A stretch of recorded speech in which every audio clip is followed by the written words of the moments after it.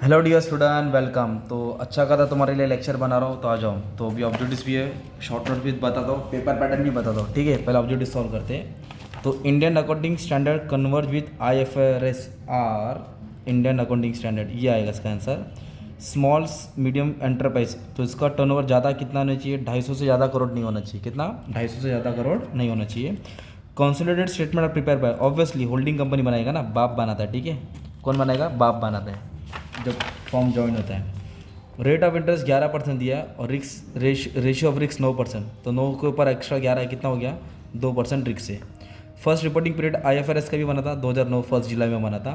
जो भी unrealise profit होता है गुड्स का, जो स्टॉक में इंक्लूड है, उसको डिडक्ट करने का रहता है किधर? रेवेन्यू प्रॉफिट से।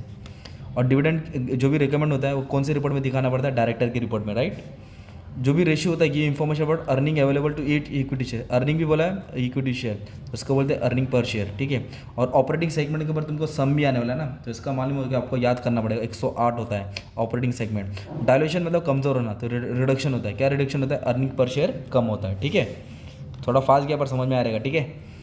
और financial reporting facilitate statutory audit, तो yes, financial reporting facilitate statutory audit, नहीं स्टैट्यूटरी नहीं है, इसका डाउट है ज़रा, मैं फॉल्ट सीखता हूँ। अगर आपको मालूम रहेगा तो कमेंट में डाल देना। IFRS will override company law, नहीं ये भी फॉल्स है।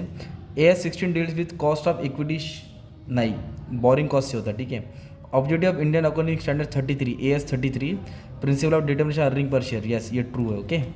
फिक्टिशियस एसेट शुड भी इंक्लूडेड, नहीं भाई, फिक्टिशियस एसेट को इंक्लूड नहीं करना पड़ता है, ओके। सुपर प्रॉफिट निकालने में इसको बता देने का रहता है। Holding company subsidiary company maintain their independent identity, yes अपना अलग अलग बनाते हैं। Earning per share depend upon net profit available to equity holder, yes जितना प्रॉफिट अवेलेबल है और नंबर डिवाइड बाय शेयर से मालूम पड़ता है।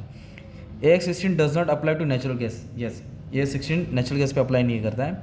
According standard issue by government of India, नहीं भाई ICAI देता है ना, तो ये फॉल्स है।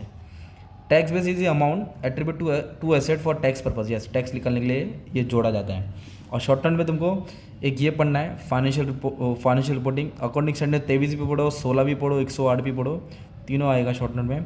फिर वैल्यूएशन ऑफ शेयर के ऊपर 2 मेथड है, सुपर प्रॉफिट, इंट्रिंसिक वैल्यू, ये दोनों पढ़ना है।